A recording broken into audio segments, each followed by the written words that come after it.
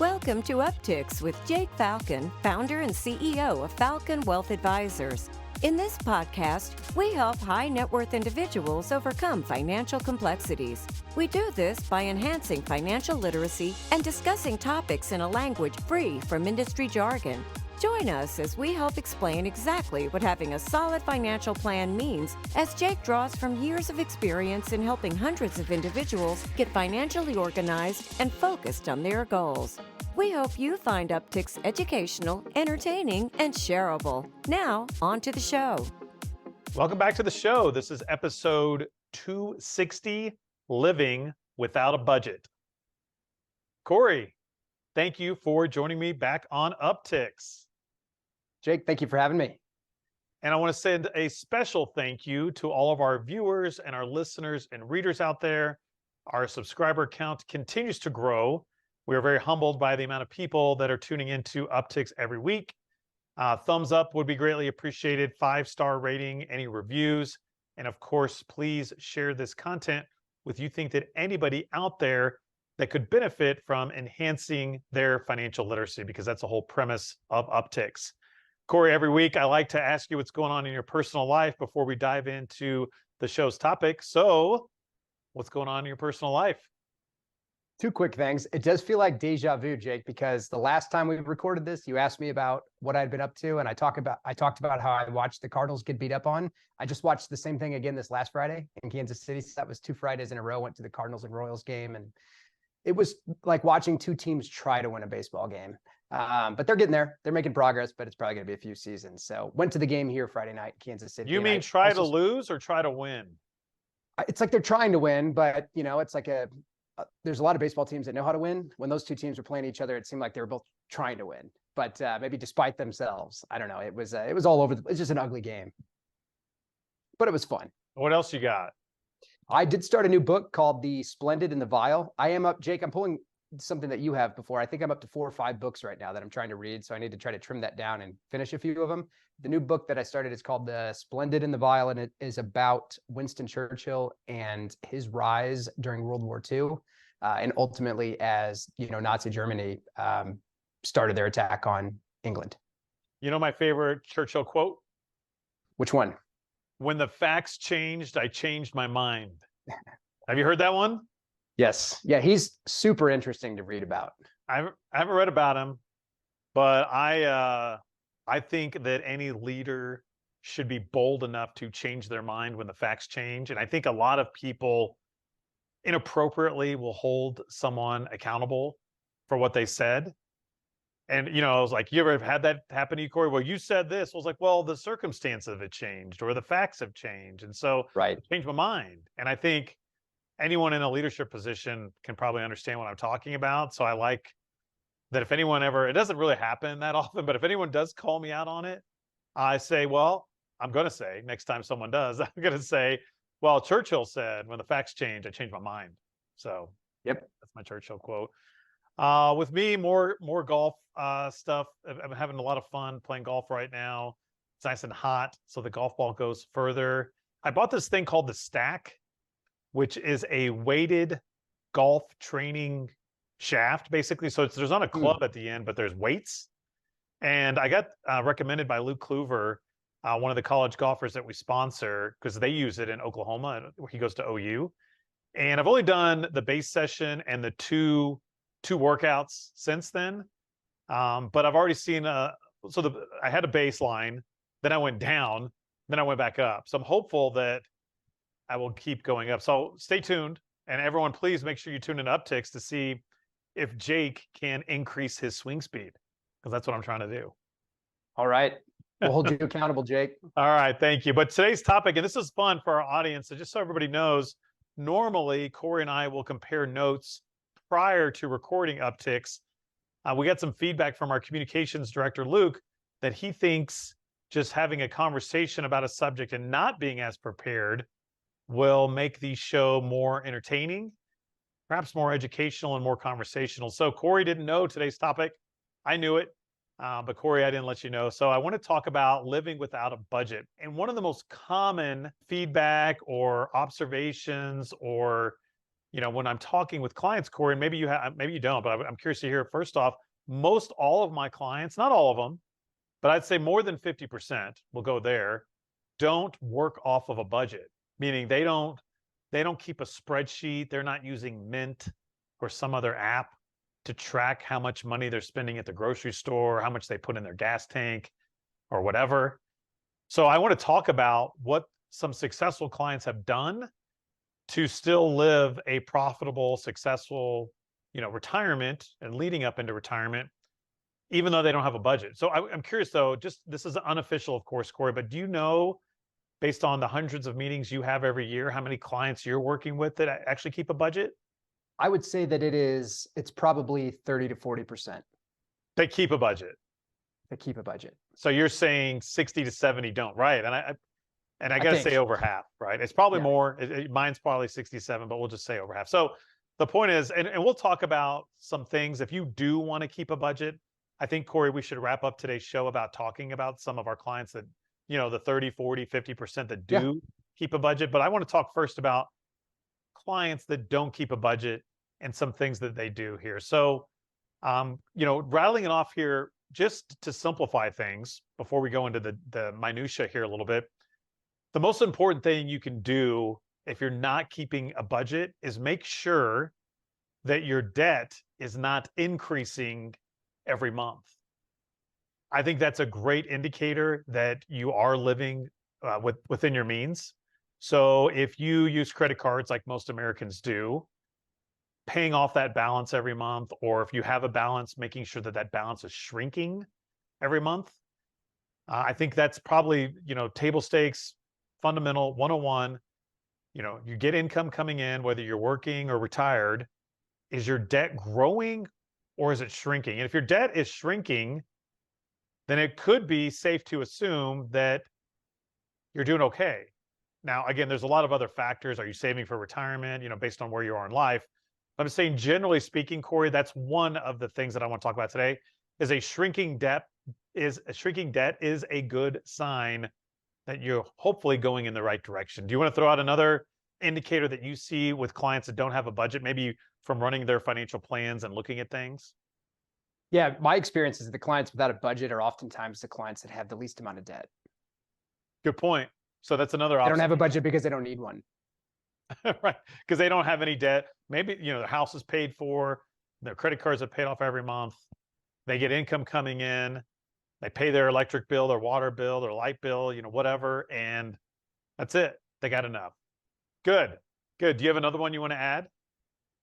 Yeah, I think well, it's a question, I guess, Jake, for you though. And the question, and I would imagine that if anybody else watching or listening may be thinking of the same question, maybe I'm wrong. But if somebody doesn't have a budget, how do they know how much money they need to spend in their financial plan? Like, how do they know how much money they need to sustain their lifestyle and retirement if they don't have a budget? I like that. I like that you brought that up. And normally where we start, so if they're not running on a budget, we'll start with when they were working, or if they are still working, how much money is hitting their checking account today, right? So if they're getting, $4,000 twice a month, we loosely put that in as their starting budget for their retirement plan. Because if you don't know how much you're spending because you don't have a budget, good news is if you don't have any debt, or you don't have a lot of debt, or your debt's shrinking, we know then theoretically $8,000 should get it done for you. However, if your debt is increasing, or you have a major purchase coming up, maybe you need to buy a new car, maybe you're going to buy a second home, or you're paying for kids or grandkids college or whatever, then you need to factor that in, right? And maybe you need to round that up to $9,000 or $10,000 a month just to provide yourself a little bit of cushion. But that's a good point, Cory, because that's another common, for new clients, we ask them, how much money do you want to spend in retirement? And a lot of times they don't know because they don't have a budget. So it's a very good point. So I normally start with, what are you clearing now? And as long as you're not running a lot of debt, or your debt isn't increasing, that's a starting point. But it should be, another good point, Cory, is an ongoing conversation you have every year, just to see where you stand. Yes. Yep. Good. Another thing that I want to point out to kind of talk more about living without a budget is our computer software that we use. It's our performance software program. Currently we use, it's called Black Diamond. it actually has a feature on there, Cory, for our retired clients to show you how much money you withdrew from your account. And you can look at this every month or every day if you really wanted to. So it's running a total for you every year. And for a lot of retired clients, if they're concerned about running out of money, Cory, I will go through it for them year by year. So we'll show them 23 year to date, 2022, 2021, 2020. And we'll say, okay, this year you pulled out this much, and we can show them how much money they've pulled out. And then they can couple that with Social Security or any other pension income. And there you go. Voila, you've got a budget. There's your budget. Yeah, I like it. Yep. You know how much you've spent. So I think using, especially if you're a client of Falcon Wealth Advisors, go ahead and use that technology that we're already using, right? We're already paying for it for you. We're using it to track your performance. You might as well look at it to track your spending as well. Do you have any other maybe observations that you've used with clients to help them understand how much they're spending?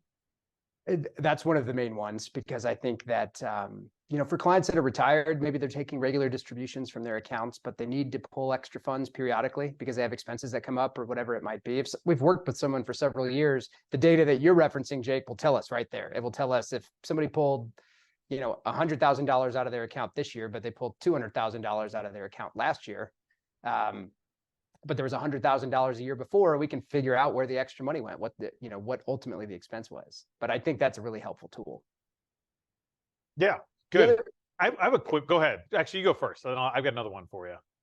Okay. One other quick point I wanted to make though, too, is while we're talking about living without a budget and, tracking spending, Jake, you and I talk about this as kind of, cash flow tracking is one way to think about it. If people, I'm not, for clients' sake, it's not my business to tell people how to go and spend their money, but what I do need to understand is how much money they need to sustain their lifestyle, so we can, give them good advice as far as their financial plan and their investments go.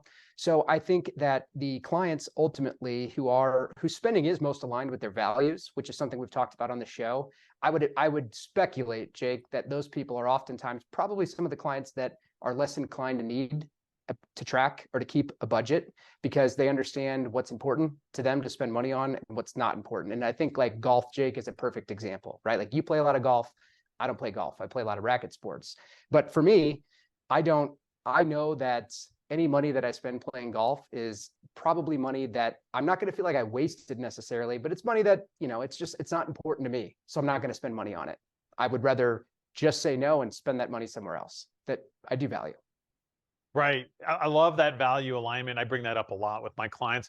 But I do want to pose a question here is, why do you think, so a lot of times I'll sit across from a client and they'll say, yeah, we really need to put together a budget. And these clients may be 60 years old and they've never had a budget. So I'm curious, why do you think people either put it off, is part one of this question, is why do they put off, if they think they need one, Cory, why do you think they don't ever do it? And then two, why do they think they need one if they've never had one and still been fine? Great questions. So what is your thoughts on that? So your first question was around.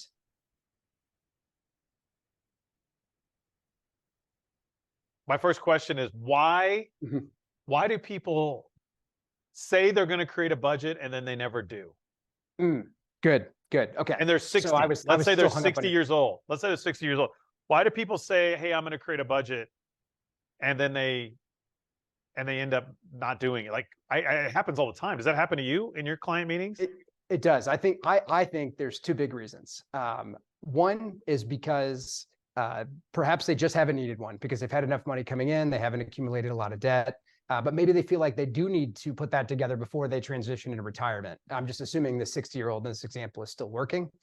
So I think that's one part of it, is if people just haven't needed one, but they know that they should have one before they go into retirement, or they feel like they need to have their arms wrapped around the spending better. That would be one reason. I think the other reason, though, is also very common, which is that people don't want to actually see the data. People don't want to know how much money they spend dining out, on some sort of luxury or whatever it might be. Maybe there's something that someone else would consider frivolous that they don't, but they don't really want to put figures to it to understand how much money they really spend. Like a perfect example, Jake, in the pandemic in 2020, I'm glad that nobody asked me at the end of the year, how much money I paid for Uber Eats delivery as an example, right? Because it's like, I don't know, it's probably more than it is now, but I don't really want to go back and look and see what it was, because I'm sure I spent more money on that than I would have.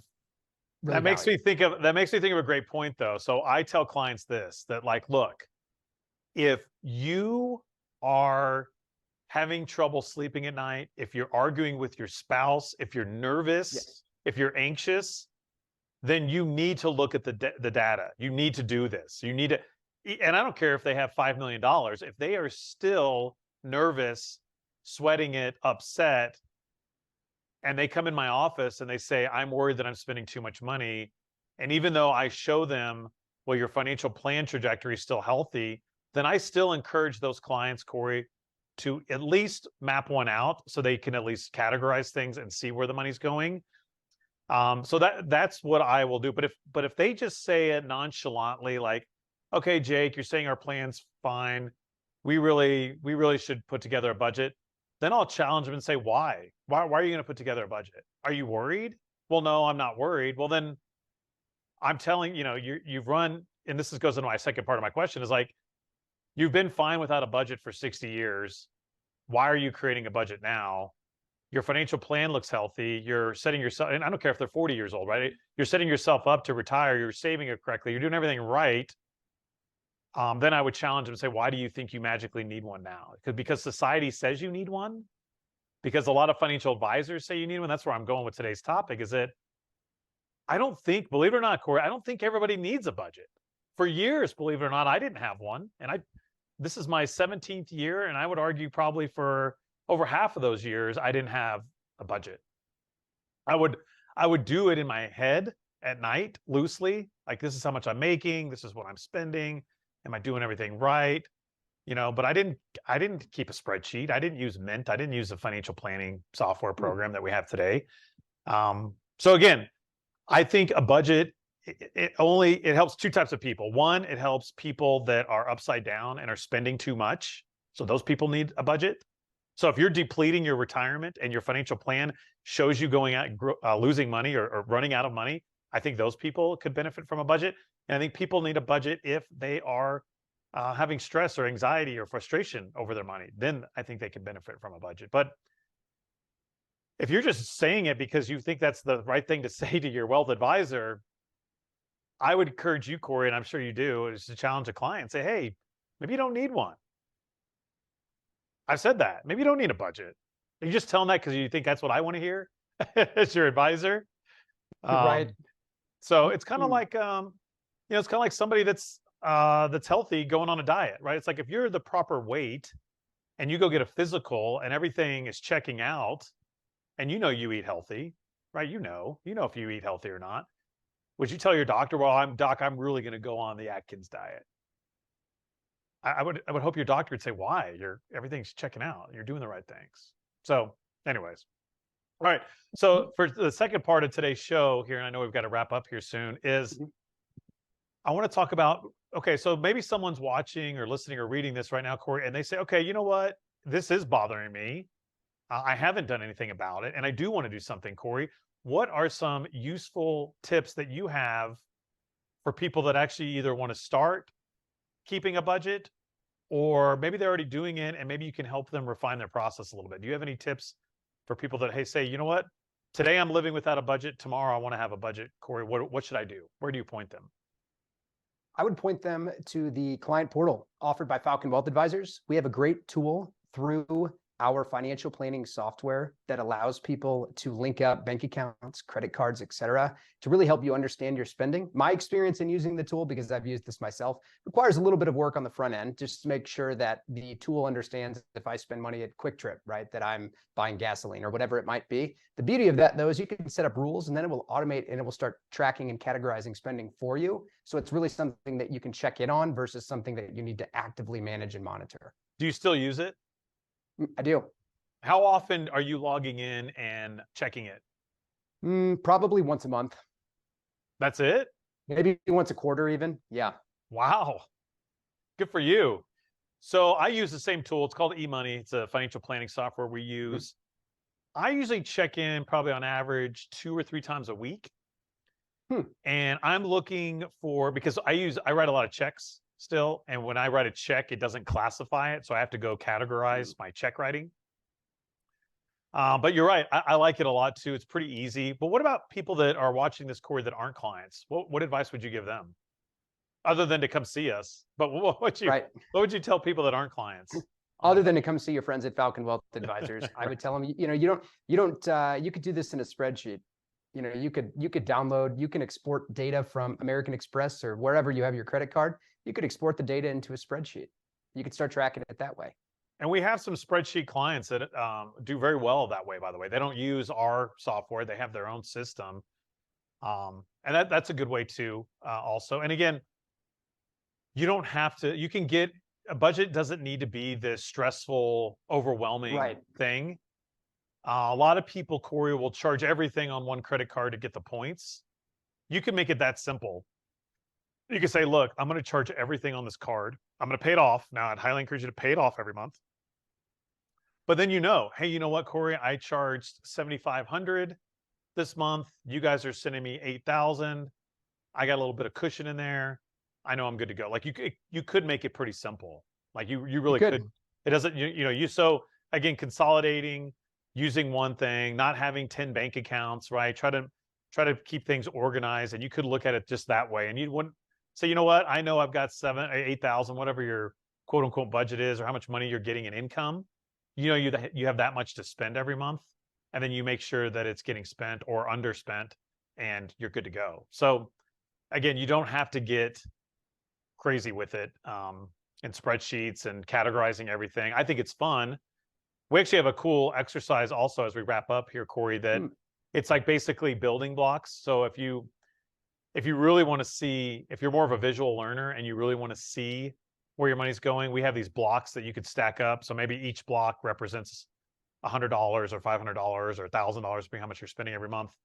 And you say, okay, my mortgage is 6 blocks, and my food bill is 1 block, and my car payment is 2 blocks, or whatever.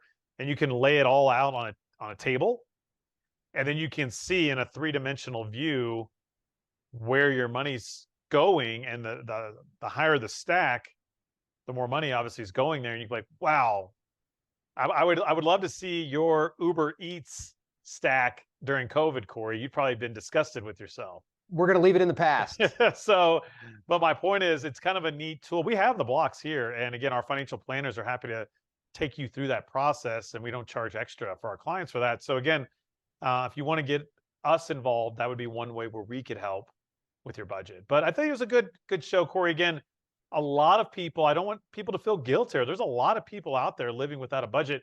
And all we care about is that you're not overspending, that you're living within your means, and that you, like you said in the show, Cory, that your spending is aligned with your values. I think that's actually almost just as important. Obviously, we don't want anyone to run out of money, but if you're spending money where you value things, like for me, it's golf, Rachel, it's books, right? Or health, or, we don't scrimp on things that are healthy. So again, those things are important to us, and maybe we'll cut back. Like, I don't drink coffee, I don't need it. I don't want to spend money on it. I'm good with that, right? But maybe somebody loves coffee and they do want to drink the finest beans that you can get. That's okay too, right? It's getting all about lining up those values. Any other parting comments from you, Cory? No, we have covered it. I think that ultimately it's just the intention with having the budget is so that you have an understanding and control, right? And an understanding of where the money's going. And I think exactly to your point there at the very end, Jake, I think somebody whose spending is aligned with their values, they're going to be a whole lot less concerned about their budget. Right. Good point. Well, good. Well, thank you again, Cory. Thank you. Good job today. I kind of sprung this on you. We'll see next week if you can handle the topic. It might get more difficult. All right. Maybe we could rotate it, Jake, and I could just drop a subject on you. Deal. So everyone tuning in, you heard it here first. Cory, you throw the subject at me next week, and we'll see how I do. So you got to tune in to see that one. I like it. Well, thank you again, Cory. Thank you all for tuning in, and we hope you have a great day and a great rest of your week. Thank you for listening to Upticks. Click the subscribe button to be notified when new episodes become available. Also, be sure to visit our website, falconwealthadvisors.com, and click the Contact Us button if you'd like to meet with Jake and his team.